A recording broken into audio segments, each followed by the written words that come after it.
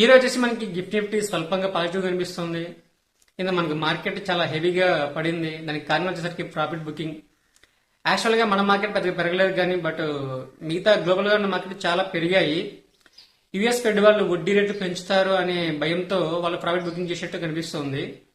మన మార్కెట్ అయితే పెరగలేదు బట్ మంది కూడా ప్రాఫిట్ బుకింగ్ అవుతుంది. పెరిగిన కొద్ది పాయింట్లోనే ప్రాఫిట్ బుకింగ్ చేస్తున్నారు. యాక్చువల్ గా చేసేవాళ్ళు చేస్తున్నారు. లాంగ్ టర్మ్ కోసం ఉన్న వాళ్ళకైతే చాలా ఎఫెక్ట్ అవుతుంటారు. ఎందుకంటే పోర్ట్ఫోలియోలు ఒకటే రేంజ్ లో స్ట్రక్ అయి ఉంటాయి. నిజంగా చాలా చాలా బాధాకరమైన విషయం.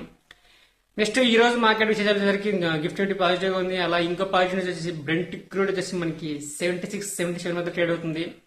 ఇదొక్కటే చాలా బిగ్గెస్ట్ పాజిటివ్ అంశం. మనకి బ్రెంట్ క్రూడ్ పెరగట్లేదు. ఇది పెరగట్లేదు అంటే గ్లోబల్ గా ఇప్పటికైతే ఎలాంటి సమస్యలు లేవు అని అర్థం. సో నిన్న ప్రాఫిట్ బుకింగే కారణం మార్కెట్ పడడానికి. అలాగే ఇంకొక గుడ్ న్యూస్ ఏంటంటే ఎఫ్ఐఎస్ నిన్న 18 కోట్లు బై చేశారు. అమ్మలేదు, అది సంతోషము. చిన్న అమౌంట్ బై చేశారు. సో సెల్ సైడ్ లేరు కాబట్టి అదే హ్యాపీనెస్ అనుకోవాలి. సో ఈరోజు వచ్చేసి ఎఫ్ఐఎస్ బయింగ్ సైడ్ ఉన్నారు. బ్రెంట్ క్రూడ్ వచ్చేసి చాలా 76-70 ట్రేడ్ అవుతుంది. సో ఇలాంటి కొన్ని గుడ్ న్యూస్ ఉన్నాయి. సో నిన్న కేవలం ప్రాఫిట్ బుకింగ్ కారణం కాబట్టి ఈ రోజు మార్కెట్ మాక్సిమం రికవర్ అవడానికి ఛాన్స్ ఉంటుంది. ఎంతో కొంత పెరిగి ఈరోజు పాజిటివ్ క్లోజ్ కావడానికి ఛాన్స్ ఉంటుంది. అంటే ఈ మార్కెట్ టైం ఎలాంటి బ్యాడ్ న్యూస్ లేకపోతే ఈ రోజు ఖచ్చితంగా మార్కెట్ రికవర్ అవడానికి హెవీ ఛాన్స్ ఉంటుంది. ఇది నా అభిప్రాయం. సో ఇది ఇప్పటి వీడియో.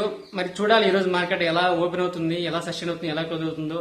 ఈవినింగ్ వీడియోతో మళ్ళీ కలుద్దాం. వీడియో నచ్చితే లైక్ చేయండి, షేర్ చేయండి, కింద నచ్చితే ఫాలో అవ్వండి.